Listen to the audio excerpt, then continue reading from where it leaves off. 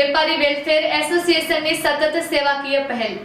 લખપત તાલુકાના માતાના મઢ ગામમાં રખડતા પશુઓના વધતા ત્રાસને કારણે યાત્રીઓ, શાળાએ જતા બાળકો તેમજ વડીલ નાગરિકોને ભારે મુશ્કેલીઓનો સામનો કરવો પડી રહ્યો હતો। રસ્તાઓ પર પશુઓના ટોળાના કારણે અકસ્માતની ભીતિ વચ્ચે ગામમાં ચિંતાનો માહોલ સર્જાયો હતો। આ પરિસ્થિતિને ધ્યાનમાં રાખીને માતાના મઢ વેપારી વેલફેર એસોસિએશન દ્વારા સરાહનીય પહેલ હાથ ધરવામાં આવી છે। ગામમાં આશરે 45 જેટલા પાંજરાપોળ મૂકીને રખડતા પશુઓને નિયંત્રિત કરવાની કામગીરી શરૂ કરવામાં આવી છે। સાથે સાથે ગાયો માટે ઘાસચારો ઉપલબ્ધ રહે તે માટે ગામની અનેક દુકાનોમાં ગૌપેટી મુકાઈ છે, જેના માધ્યમથી દાન એકત્રિત કરી પશુઓને સંભાળ કરવામાં આવી રહી છે। આ ઉપરાંત એસોસિએશન દ્વારા જણાવવામાં આવ્યું છે કે આવા અનેક નાના મોટા સેવાકીય કાર્યો આગળ પણ સતત ચાલુ રહેશે। આ પહેલને સફળ બનાવવા માટે એસોસિએશનના પ્રમુખ અરવિંદ શાહ, ઉપપ્રમુખ સોફ્ત અલી ખોજા તેમજ સભ્યો પ્રહલાદસિંહ ચૌહાણ, ગુજન શાહ, જુડસ કુંભાર, જય શાહ સહિત આશરે 60 જેટલા વેપારીઓએ સક્રિય સહકાર આપ્યો છે। સમગ્ર વેપારી વર્ગના એકતાભર્યા પ્રયાસોથી આ કાર્યને સફળતા મળી રહી છે, જેને ગામજનો દ્વારા વખાણવામાં આવી રહ્યું છે। Report by Adam Notiyar, bureau chief, Kutch care TV, Lakhpat તાલુકો।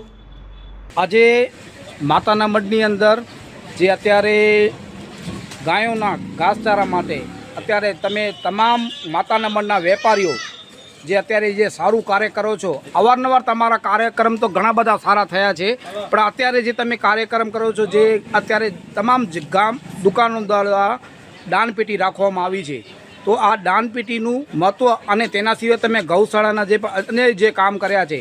તો મારું નામ અરવિંદ શાહ, માતાના મઢ વેપારી એસોસિએશન પ્રમુખ।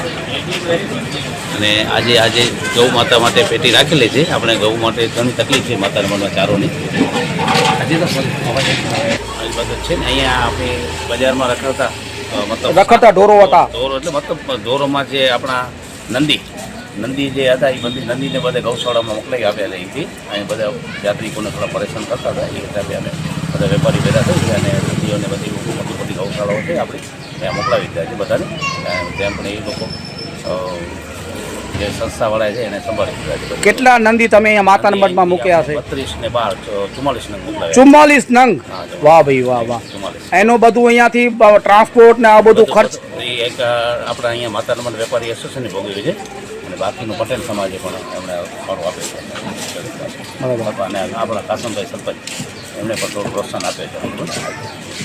હવે અત્યારે તમે જે અત્યારે દાનપેટી રાખો છો એ તમામ દુકાનો, હા બધી તમામ દુકાનો બરાબર, આ દાનપેટીનો શું એનો ઉપયોગ થશે? જે ગાયના ચારોમાં, ગાયનો ચારો જે હશે આપણે કાયમી ધોરણે એનો ગાયનો ચારો ચાલુ રહે, અને ગાયો આપણી માતાના મઢની જે કરિયાણું બહુ ઓછું છે અહીંયા, તો કરિયાણ માટે આપણે વધારે વ્યવસ્થા કરી અને રાખી છે એના માટે ગાયનો જે પણ જેના સ્વેચ્છાએ જે રોજનું ભેરું કરે વેપારીઓ, એ એનામાં ભંડોળ ભેરું થાય, અને એ ભંડોળ આપણે કોચથી કાયદેસરની કોચથી આપણે વેપારી ફાઉન્ડેશનની કોચ કરી મહિને પેટી ખોલશું, અને એમાં જે વપરાય આ બેંકમાં જમા કરશું પૈસા, અને એના પૈસામાંથી ગાયોનો કાયમી નભાવ ચાલુ થાય એવી વ્યવસ્થા કરશું। ખૂબ ખૂબ સરસ। તમારું નામ? મારું નામ ચૌહાણ પ્રહલાદસિંહ શિવભા, વેપારી ફાઉન્ડેશનનો ખજાનચી। તમારું? જુડસ ઇબ્રાહિમ કુંભાર, શોકત અબ્દુલ ખોજા। તમે ઉપપ્રમુખ? શાહ જયકુમાર જગદીશભાઈ, વેપારી એસોસિએશનનો સભ્ય।